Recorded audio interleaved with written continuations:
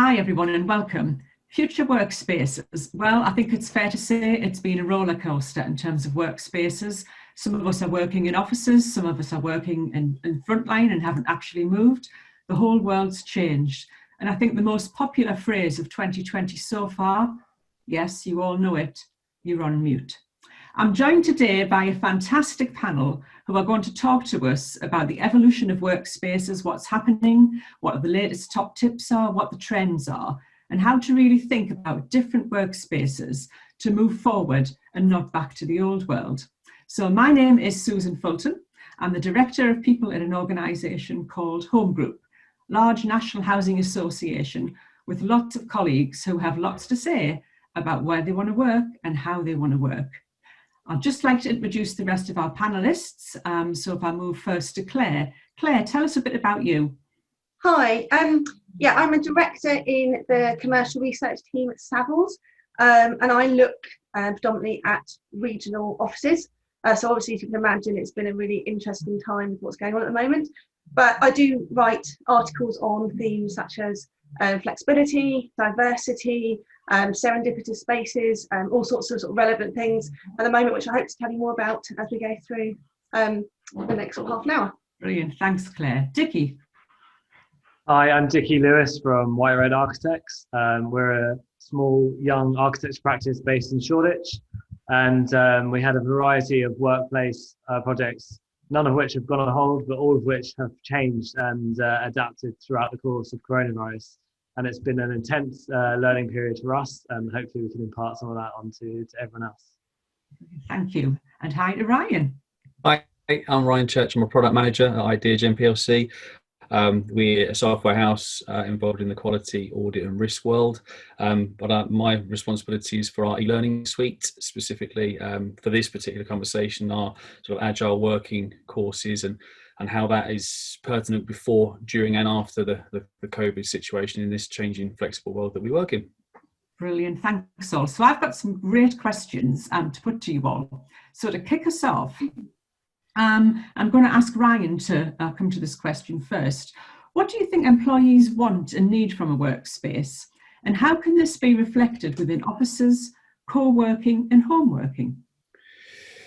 Wow, okay, so what employees need, they need to feel included, is a key thing that we found. They also need to feel sort of comfortable and know what they need to be doing in each of those environments. If they're working from the office, people know they need to get to the office and carry out their office-based role there. But with the change of COVID, it's been enforced that people, if they can work from home, they do work from home. So there's that sort of uncertainty as to whether the individual can be as productive, the hours they should be working and be productive. So this balance between work and home has become ever more sort of hazy now that people are, having not been working from home previously, they're not quite sure of the boundaries. So I'd say a little bit of guidance is what employees need, and employers need to be able to provide that guidance. That would be my direction there. Yeah, I would totally agree. I know we've done a lot to listen to colleagues, and we've done pulse surveys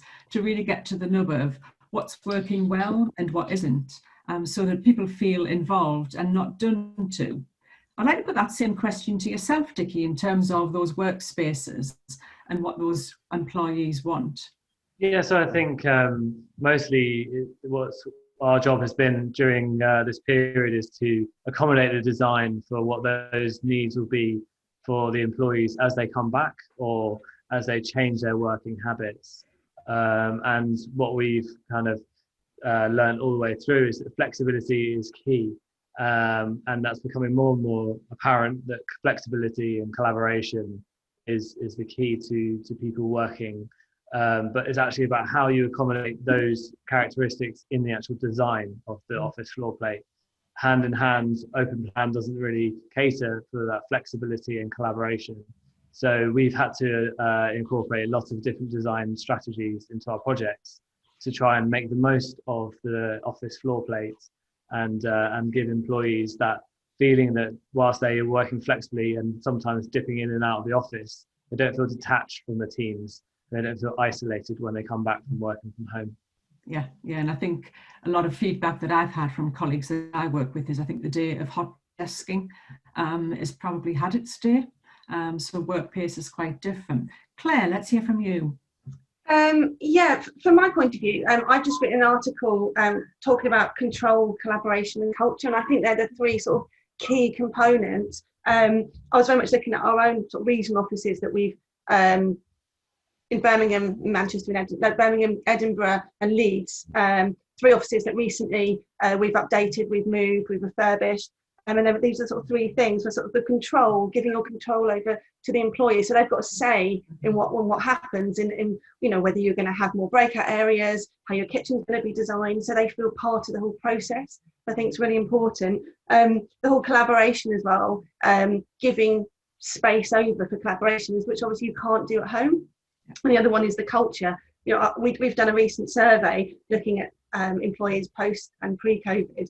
And one of the big things that came out was that you just can't get that culture from working at home. You don't get that sort of sense of being part of a company. So, you know, all of this is really important when designing office, I think. Thank you all. I think that theme of collaboration and connectivity has come out really strong there. In terms of my second question, Ryan, you were just going to say something there. So just on the culture aspect, because it's interesting because the Work product was acquired in March, literally a week before or fortnight before lockdown occurred. So and there's 20 of us, 16, 20 of us that came across actually getting involved with the new company culture. It's been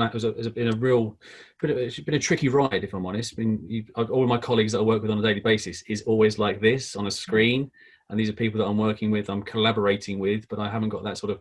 I think you don't learn so much from listening into other people's conversations. It's all directed at the screen, so that culture all sort of slots in together. So yes, it's been a challenge I've felt firsthand. Wanted to get across. Yeah, we all miss, I think, that informality in the water cooler conversations, don't we? Yeah. It's just really working in this way. But I guess moving the conversation on a bit, employers, we know, have a legal obligation to create safe workplaces. What have employers been doing to support employees' home working spaces, and what can other businesses learn from this? So I'm going to look at Ryan on this one again. Yeah, so the legal obligations thing has been a bit of a sticky point for a number of years. I mean, in my sort of last 13 years with the product that we're talking about, well, that I'm responsible for today, the regulations in place are the DSE regulations, and they've not been updated for a long time. And even pre-COVID, the way people were working, you've mentioned hot desking, something that was quite hot about 10 years ago, people moving towards, and the whole need to moving towards a flexible working, thinking about smartphones, tablets, various different pieces of equipment. The regulations just really haven't moved on from there. So we've found that employers have not just been looking for the legal responsibilities, they've been looking for the wellness and the productivity being a key aspect, rather than just, we've got to get the regulations in, because yeah, let's be fair, your company's only as strong as your workforce, and if your workforce aren't productive and they're not happy and doing what they need to be doing, it's not just about putting a tick in that compliancy box. So yeah, more wellness than compliancy, I would say, to that one.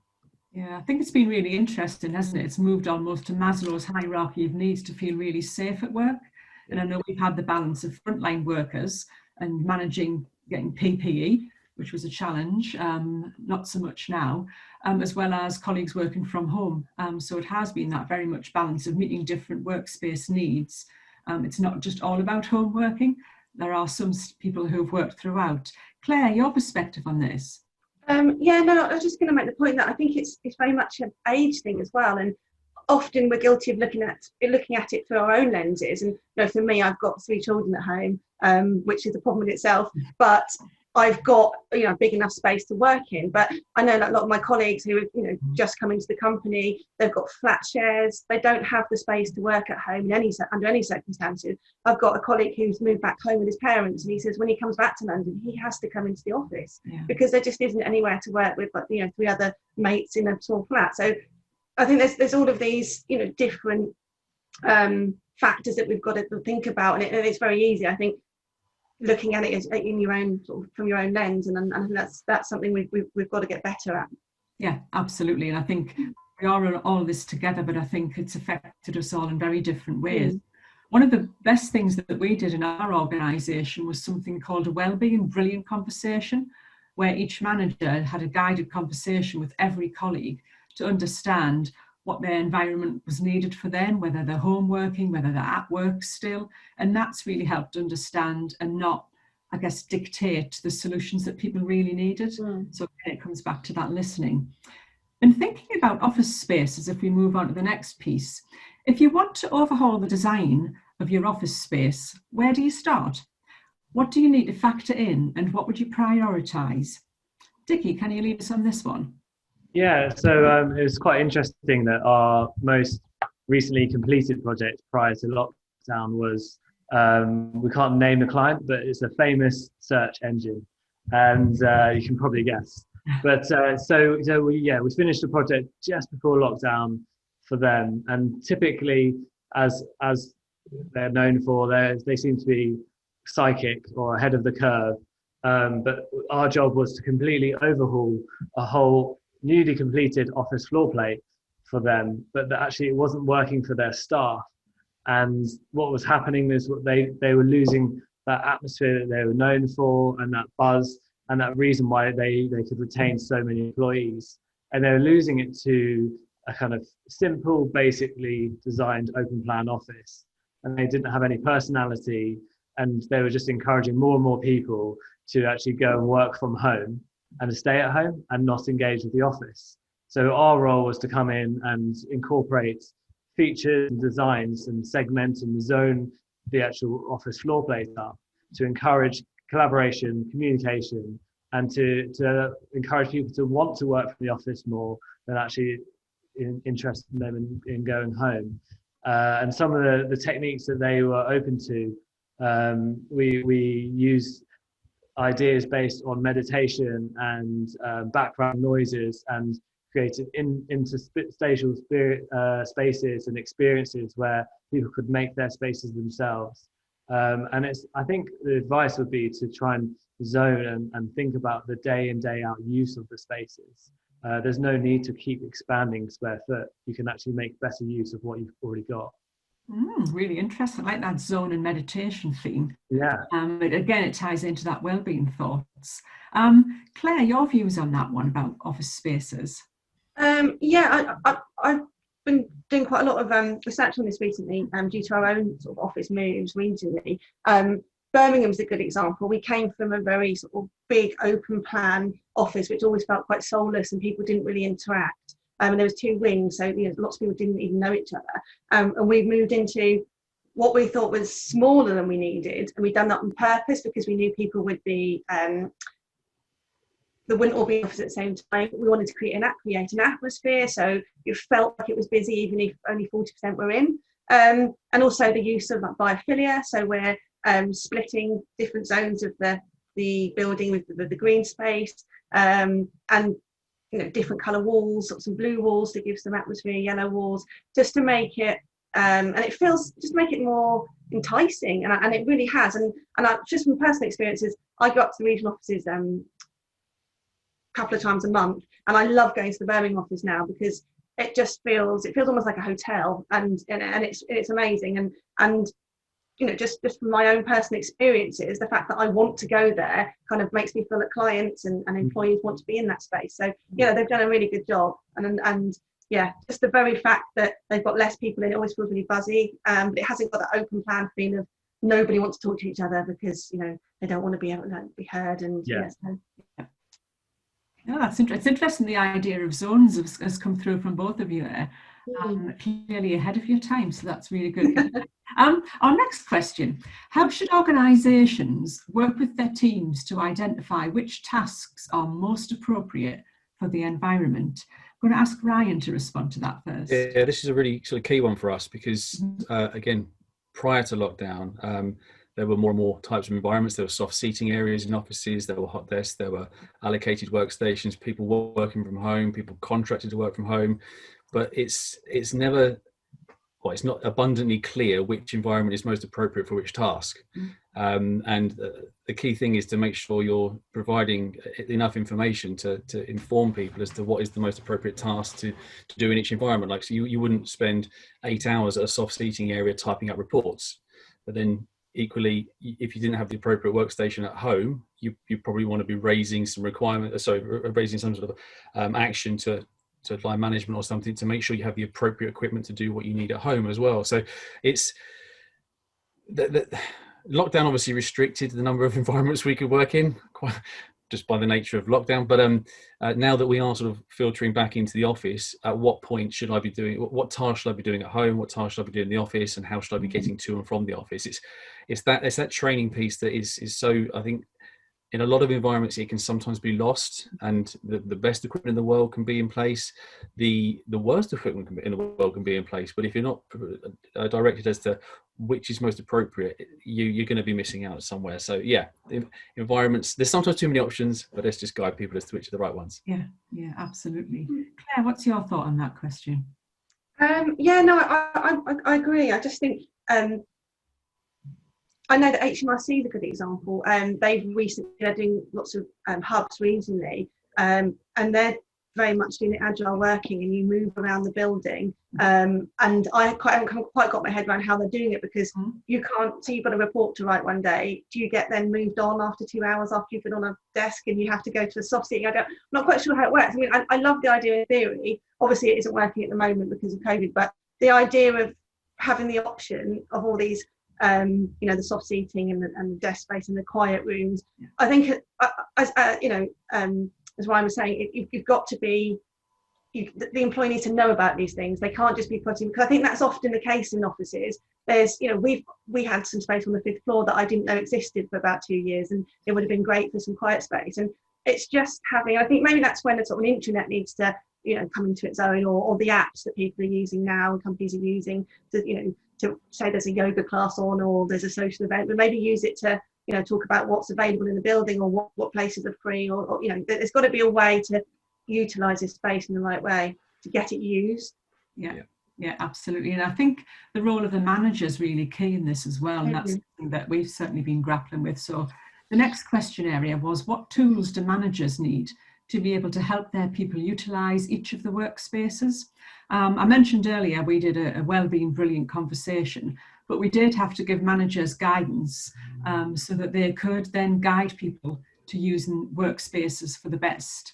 And I think that also comes back to the health and safety piece, where, whether you're in a traditional office or whether you're working from home, we really had to upskill managers and refresh them on health and safety and DSA screen guidance. But I think for us, it was also helping managers understand their role had changed. So we did a digital session with them, supplemented with lots of digital learning resources on wellbeing, so that managers can really understand what it means for them to be managing remotely, because that was not what a lot of our managers had done. They always were with their team. So I think for us, that was helping managers understand the shift their mindset, so that they do help people use their workspaces correctly and to the maximum benefit as well. But Claire, I'm interested in your view on that as well. I was going to think we haven't mentioned yet is the diversity angle, because I think that is another thing that's got lost over the years. I think companies are getting much better with it, but it's also designing space for the introverts and the extroverts and the disabled, and there's so many different people out there. That all these things need to take into consideration, and we're still designing offices with temperatures for men, or seating for men, or whatever it may be, and obviously need to think a lot more about there's to attract this talent, this diverse talent, you've got to have the right office space. I think that's really important. Absolutely, and I guess that ties into the work that you do, Dicky, in terms of design for workspaces and supporting managers in that. What's your thoughts? And I think what's been amazing is that diversity and inclusion has gone rapidly beyond just a tick boxing exercise, and only the best companies that actually wholly adopt it can benefit from it. And we've been in this quite unique period where employees have been able to see in the homes of their bosses and their and experience children walking in and screaming happening. So you know, it's kind of leveled the playing field a little bit and broken down some barriers. And the positive side of that is that decent managers should be receptive to feedback and learn more about their employees during this period, and not just forget that and take that into the workspace. And then the design of the workspace should respond to that as well, because as with open plan, it assumes that everybody likes to work in a noisy open environment. But as we keep coming back to, the key here is just the subdivision, the variety of spaces, and to adapt to the variety of activities and the ways that people like to work.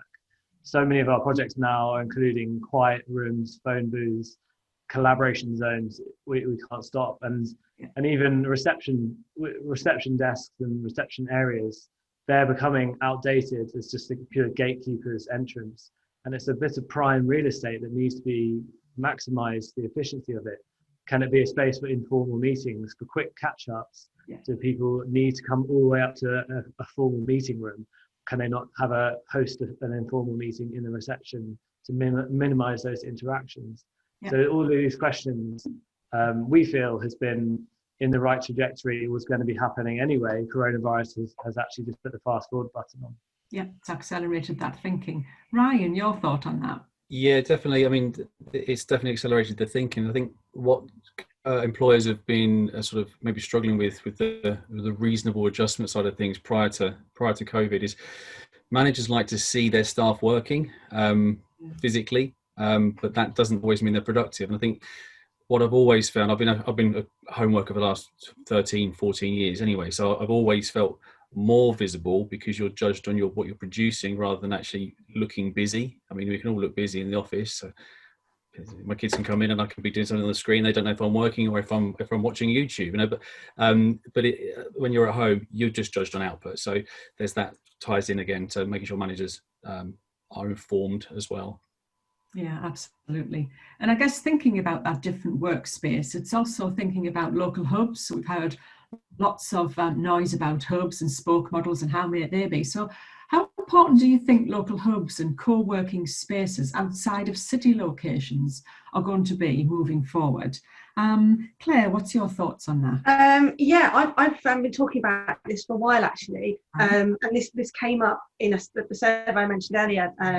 We did looking at employees' views on home working pre and post COVID, and I think the big one was that they want to be in an office at least 2 or 3 times a week. They just don't want to commute. But those that have to commute over half an hour weren't looking forward to going back to work. So I think there's definitely a gap in the market for having those work hubs in suburban or rural locations, whether it be sort of touchdown spaces, satellite offices, or sort of a hub and spoke effect where you have it's almost like a hotel in London. You'd have like a sort of hub, sort of hotel almost collaborative space, and then you'll have the spokes outside where you then have people feeding in. So you kind of open up your talent pool, if you like, as well. So those people that didn't want a big city life, living sort of in a cramped flat in London after they graduated, you can pull those in as well. And I just think people have got used to now that sort of work-life balance. They can go for walk in the countryside at lunchtime. They can finish work at 5 or whatever it may be. I just think, and they haven't got the finish at 5 and haven't got the commute. So I think whatever it may be, we're talking about accelerating trends. I think these things are already on the agenda. I think this is just, it's accelerated it, and I just think we can't go back now. Employees aren't going to be satisfied with that really long work week. They want something else, and the commute is the one that's really stood out for me. It's not so much the office, it's the actual getting there and the getting back. I think we're going to, and the other thing I think, what's going to be positive out of this, once COVID's over, we've got out of this COVID phase and we can start thinking about co-working spaces again, putting co-working spaces within sort of failing town centres, and it can be a way of bringing them back to life, and you'll get the footfall there, and then you'll get the coffee shops or whatever it may be, and this can be a way of levelling out the economy, if you like. Yeah, absolutely. And one thing we've been talking about, given we're massively geographically dispersed, is sharing accommodation and office space with other organisations. Yeah. So, you know, you get that supply chain piece, and I think just that variety of skills as well. But you don't all have to have an expensive building. Dicky, exactly. you must come across this quite a lot. Yeah, we do. I mean, there's I think it's a really good point by Claire, and there's not many people that would vote for a longer commute. So it's finally getting to the time where people are accepting, and I think it's the mindset shift that this period has forced us into, in that managers have really realised that it's possible to work remotely, and even places like Lloyd's of London, I think it's a 300-year-old trading floor, have been forced to kind of close down and work remotely, and companies that thought they could never work remotely have had to. And as Claire said, you know, the satellite offices in these commuter towns are able to accommodate this work. It's in between working from home and working remotely. And we're seeing a lot of our central London projects actually being more about how do we maximize the efficiency of the space. It's not at the beginning, it was kind of worrying for us as office designers that office was over and that no one needed offices before. And that's far from the truth. And that actually the reality is that it's more of a shuffle between how much space do we actually need. And it's people are either downsizing, or if they can't remove their existing lease, making the most of the space that they actually do have for that period. So it's actually a really interesting period of time, and I think it's made those central London or central city locations even more exclusive and have to be even more considered. Yeah, I think that consideration is absolutely key. My next theme is about, say you reviewed your real estate strategy, you decide it's the right thing to downsize or move to a different location. What tips can you share about how best to manage this and keep people engaged throughout the process? Claire, what have you got to say on that topic? I'll go back to the sort of 3 C's that I was writing about in my article: the sort of control, the collaboration, and the culture. Because I think if you've got that, your employees feel that they're part of the journey, if you like, and I think that's really important. If you want to keep and retain the staff, you need to keep them on board. You need to keep them part, to feel that they've made these decisions. And what we've done as well in sort of local offices is we've got art on the walls from local artists, from people within the office, if it's, you know, they know someone that wants to show some art or whatever it may be. So, you know, it becomes a very community-led thing as well. And I think that's becoming more and more important. You know, your office isn't just a standalone office. It's the space outside that's important. It's the community, and you've got to bring everything in. And I think employees who work in somewhere like that, they feel, you know, that it's somewhere they want to be. And obviously the whole environmental factors, you've got to be what the materials you use, it's got to be environmentally friendly. I think that all the sort of generation Z, the millennials are coming through, you know, they won't stand for anything less. So you've got to think about all of these things. Yeah, absolutely. Any other thoughts, Dicky, on that one? Yeah, so I think consideration of what I would advise is consideration of your space, and to look at the floor plan of what you have, and currently maybe think about what those spaces could be used for. We recently did a fit out for midway through coronavirus, had to change a tactic for an office in Covent Garden where there's 4 levels, 4 different companies above. And so we changed the ground floor, instead of just being reception desk and a bike store, we said, why don't we have that bike store as a communal meeting room? And then the reception becomes more of a cafe style co-working meeting space with a reception desk, with wireless charging points, open Wi-Fi. And what it did was made the floors above, they didn't need as many meeting spaces. And it had the added dual bonus of not needing to bring external consultants or sales reps into the main office. So it had that social distancing effect as well, which is kind of a byproduct. But having the ability to lease 5,000 square feet and actually have a meeting space downstairs means that you actually you don't need all of that space or half of that as meeting rooms. So it actually makes it more efficient. Brilliant, that's great. Okay, so here we go. If you had to share one piece of advice to leaders who are involved in workspace design as the new world of work emerges, what would it be? Ryan, how would you respond to that?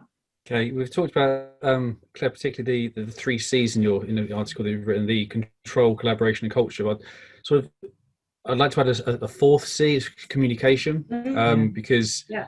it's all about from my experience, it's been about making sure that you're providing the appropriate workstations, the workspaces, the environments, but also keeping that training and that knowledge across the organization as up to date and accurate as possible, because no two businesses are the same. This whole COVID situation is affecting companies in different ways. They're returning to work at different paces, and it's just making sure that you're providing appropriate information and guidance to your staff. So yeah, the fourth C would be my guidance, the communication piece. That's like it. Really good tip. Claire, what top tip would you leave? You've left us with nothing.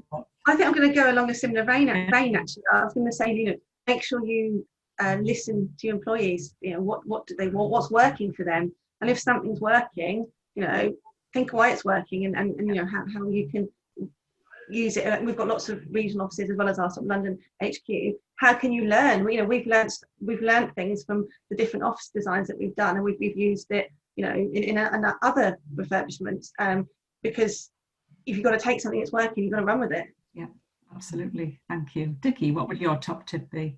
I think embrace diversity and what we've learned during this period. I think remembering this will be really important, not just coming out and trying to get back to a normal. There is no normal. It's all about the new. And I think just testing what space you have now and how you can better accommodate that diversity of working. I mean, as an architect, I would always advocate getting a plan out and sketching over it. But it really is important to make sure that all of your space is being used to its best effect, to help people collaborate and work more efficiently. And at the risk of sounding really cheesy, I'm going to add another C. Listening to fantastic advice and thoughts that you have, my takeaway from this is be really curious, and look at the art of the possible, and just don't hold back. So curiosity, I think that's a really good piece to move us forward. I might have to rewrite my article now. Thank you so much, everyone, for being a fantastic panel. I've personally learned loads, and I just know everyone else is going to as well. Thank you. Thank you.